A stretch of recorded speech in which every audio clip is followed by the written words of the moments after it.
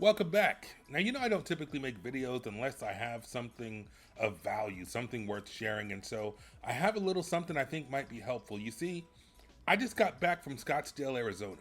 What was I doing in Scottsdale? Well, one of our guys from the Dallas, Texas Academy was competing in the ADCC Open on Saturday.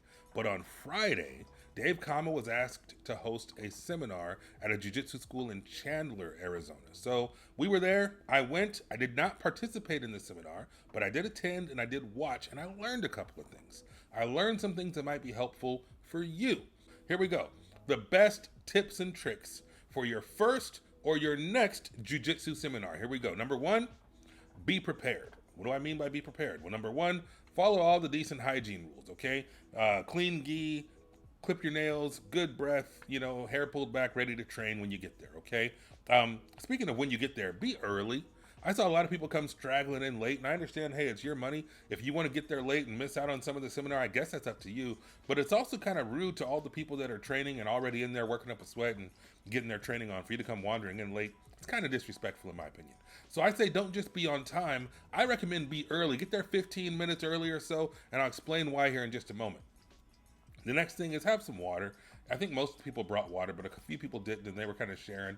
I recommend you bring your own stinking water bottle and bring a lot of it because you're probably going to get hot and tired. And if you're not used to doing 2 and 3 hour classes, you're probably going to want to prepare to get some water and be ready for that experience. Because if you do a 1 hour training session and now you're doing 3, you're probably going to want some water, okay? And last but not least, in the be prepared category is to bring something to write with. I'm not saying you should be on the mat with a notebook and paper, but maybe when the training's over, maybe if you take a break and you want to jot a couple things down so you remember them forever and ever, that's probably a good idea to bring some pen and paper or notebook or something like that so you can take some notes, all right? So number one, be prepared. Clean gi, good hygiene, be on time, better yet, be early. Bring water in case you get tired, thirsty, dehydrated, and of course, bring something to write with. So that would be my number one tip. The next tip is to have questions. What do I mean? Well, look, at the end of the seminar, Dave opened it up to questions from the audience, from people that were just training and, not the instructors and the owner of the gym, whatever, but students, just you and me, regular people, Joe Blow. So I recommend if you're going to your first seminar that you think of some freaking questions before you go. That might seem a little elementary, but you'd be surprised how quiet it was when he asked for questions. I don't know if people were scared or intimidated or shy or what, and eventually we did get some questions, but man, if I was going to ask someone, if I was going to attend a seminar, if I was going to pay extra above and beyond my regular academy dues to attend a seminar of someone that I looked up to or someone I respected or someone who was good or successful or talented in jiu-jitsu, I'd probably have a question or two that I wanted to ask them. I'd maybe want to know something about their story, their personal story, or something about their technique or their experience in competition or their experience in teaching others. There's so many questions I would have of just about anybody who I'd find worthy of attending their seminar. So ask some questions, have some ready, 2 or 3 of them, and if the opportunity comes for you to ask the question, great, you'll be prepared. I'd rather be prepared and not have the opportunity than to have the opportunity and to not freaking be prepared, all right? So the next tip is also about being prepared. Be prepared to work out. Some guys seemed a little surprised at the fact that Dave Kama had everybody warm up. We had jogging and high knees and crossovers and shrimps and shoulder walks and rolls, front rolls, backward rolls. Now, if you're a white belt, cool. Nobody expects you to be perfect. Hell, if you're a blue belt, you probably get some grace. But if you're a purple belt or a brown belt or a black belt and you struggle with some of these warm-up movements, I would recommend you practice a little bit because that might garner some attention. I don't mean that in a negative way.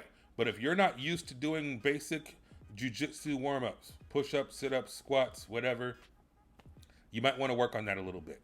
I don't know if you're the kind of person who wants to stick out in that kind of an environment, but I am not. I'm already a huge mofo. I don't want to attract any more attention, and believe me, I suck at backward rolls. So this is not me calling anybody out for your rolling skills.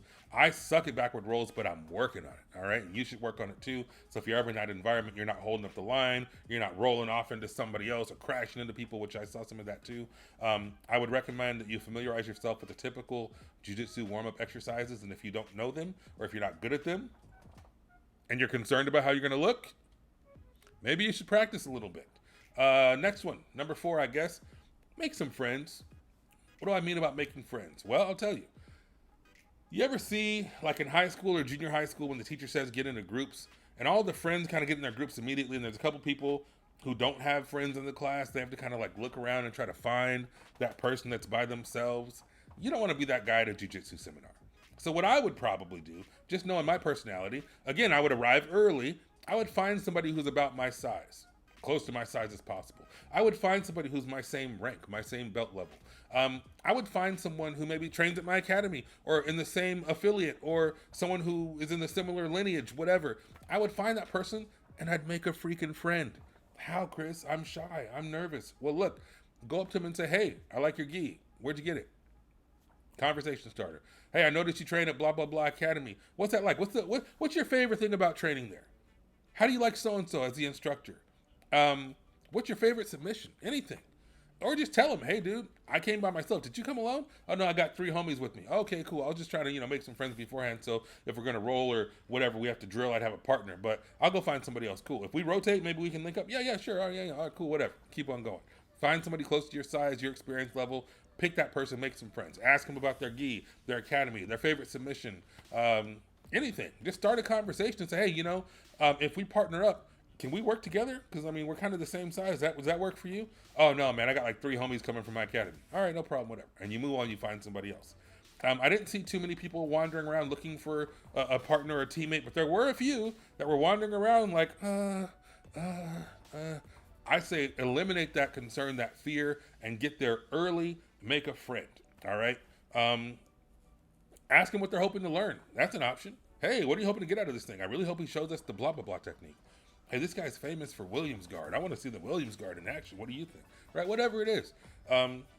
Yeah, I'd probably do something like that. I talked to Travis from Elbows Type Podcast, and I told him my list of tips and tricks, and he really liked this one because, believe it or not, the guy has a freaking popular podcast. He says he's shy, so whatever. If you're shy, if you're nervous, get there early. Take the pressure off. Find somebody you have something in common with. Make a freaking friend, all right?